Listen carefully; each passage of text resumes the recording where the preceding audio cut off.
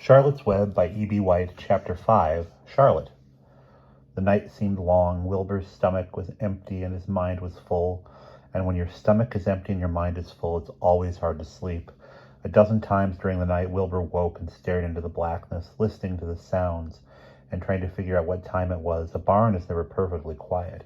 Even at midnight, there is usually something stirring. The first time he woke, he heard Templeton gnawing a hole in the grain bin. Templeton's teeth scraped loudly against the wood and made quite a racket. "That crazy rat," thought Wilbur. "Why does he have to stay up all night grinding his clashers and destroying people's property? Why can't he go to sleep like any decent animal?" The second time Wilbur woke, he heard the goose turning on her nest and chuckling to herself. "What time is it?" whispered Wilbur to the goose. Probably about 11:30, said the goose. "Why aren't you asleep, Wilbur?" "Too many things on my mind," said Wilbur. "Well," said the goose, "that's not my trouble. I have nothing on my mind, but I have too many things under my behind. Have you ever tried to sleep while sitting on 8 eggs? "No," replied Wilbur. "I suppose it is uncomfortable. How long does it take a goose egg to hatch?" Approximately 30 days, all told," answered the goose. "But I cheat a little. On warm afternoons, I just pull a little straw over the eggs and go out for a walk." Wilbur yawned and went back to sleep. In his dreams, he again heard the voice saying, "I'll be a friend to you. Go to sleep. You'll see me in the morning." About half an hour before dawn, Wilbur woke and listened. The barn was still dark. The sheep lay motionless. Even the goose was quiet. Overhead on the main floor, nothing stirred. The cows were resting. The horses dozed. Templeton had quit work and gone off somewhere on an errand. The only sound was a slight scraping noise from the rooftop, where the weather vane swung back and forth. Wilbur loved the barn when it was like this, calm and quiet, waiting for light. Day is almost here, he thought. Through a small window, a faint gleam appeared. One by one, the stars went out. Wilbur could see the goose a few feet away. She sat with head tucked under a wing. Then he could see the sheep and the lambs. The sky lightened. "Oh, beautiful day is here at last. Today I shall find my friend." Wilbur looked everywhere. He searched his pen thoroughly. He examined the window ledge, stared up at the ceiling, but he saw nothing new. Finally, he decided he would have to speak up. He hated to break the lovely stillness of dawn by using his voice, but he couldn't think of any other way to locate the mysterious new friend who was nowhere to be seen, so Wilbur cleared his throat. "Attention, please," he said in a loud, firm voice. "Will the party who addressed me at bedtime last night kindly make himself or herself known by giving an appropriate sign or signal?" When Wilbur paused and listened, all the other animals lifted their heads and stared at him. Wilbur blushed, but he was determined to get in touch with his unknown friend. "Attention, please," he said. "I will repeat the message. Will the party who addressed me at bedtime last night kindly speak up? Please tell me where you are if you are my friend." The sheep looked at each other in disgust. "Stop your nonsense, Wilbur," said the oldest sheep. "If you have a new friend here, you are probably disturbing his rest. And the quickest way to spoil a friendship is to wake somebody up in the morning before he is ready. How can you be sure your friend is an early riser?" "I beg everyone's pardon," whispered Wilbur. "I didn't mean to be objectionable." He lay down meekly in the manure, facing the door.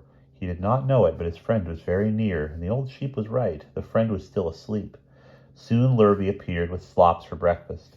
Wilbur rushed out, ate everything in a hurry, and licked the trough. The sheep moved off down the lane. The gander waddled along behind them, pulling grass. And then, just as Wilbur was settling down for his morning nap, he heard again the thin voice that had addressed him the night before. "Salutations," said the voice.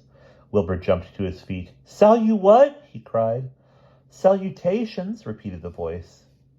"What are they, and where are you?" screamed Wilbur. Please tell me where you are, and what are salutations?" "Salutations are greetings," said the voice. "When I say salutations, it's just my fancy way of saying hello or good morning. Actually, it's a silly expression, and I am surprised that I used it at all. As for my whereabouts, that's easy. Look up here in the corner of the doorway. Here I am. Look, I'm waving." At last, Wilbur saw the creature that had spoken to him in such a kindly way. Stretched across the upper part of the doorway was a big spider web, and hanging from the top of the web, head down, was a large gray spider. She was about the size of a gumdrop. She had 8 legs, and she was waving one of them at Wilbur in a friendly gesture. "See me now?" she asked. "Oh, yes, indeed," said Wilbur. "Yes, indeed. How are you? Good morning. Salutations. Very pleased to meet you. What is your name, please? May I have your name?" "My name," said the spider, "is Charlotte." "Charlotte what?" asked Wilbur eagerly. "Charlotte A. Cavatica. But just call me Charlotte." "I think you're beautiful," said Wilbur. "Well, I am pretty," replied Charlotte. "There's no denying that. Almost all spiders are rather nice looking. I'm not as flashy as some, but I'll do. I wish I could see you, Wilbur, as clearly as you can see me." "Why can't you?" asked the pig. "I'm right here." "Yes, but I'm nearsighted," replied Charlotte. "I've always been dreadfully nearsighted. It's good in some ways, but not so good in others. Watch me wrap up this fly." A fly had been crawling along Wilbur's trough.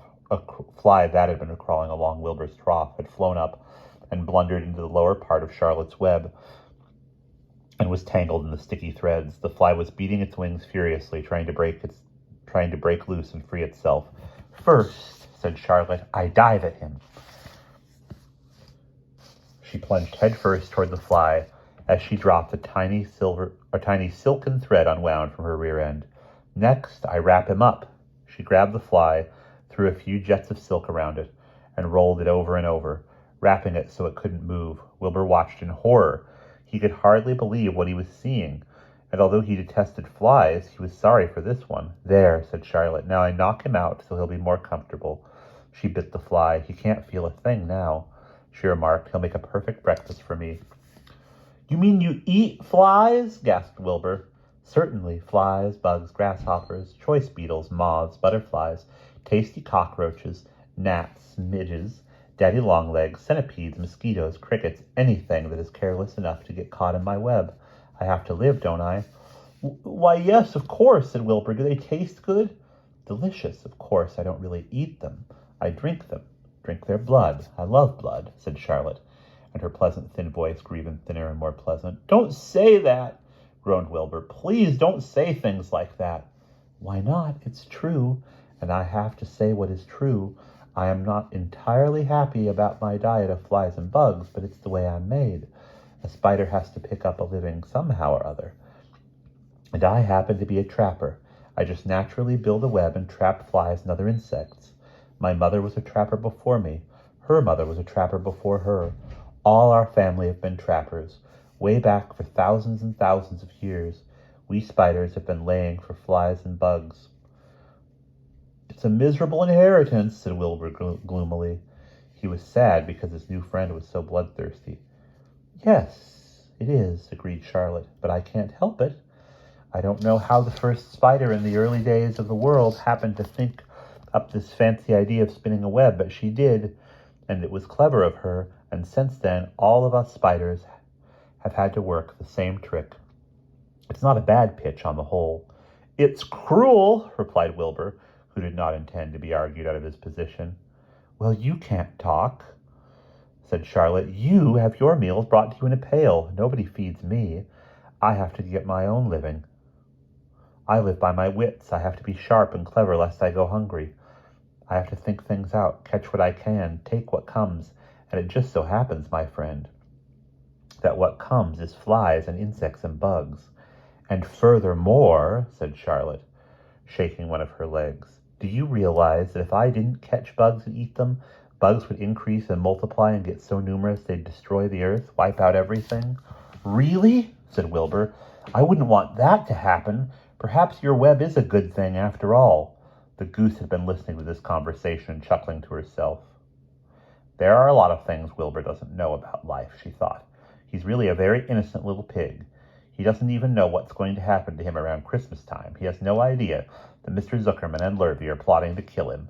And the goose raised herself a bit and poked her eggs a little further under her, so that they would receive the full heat of her from her warm body and soft feathers.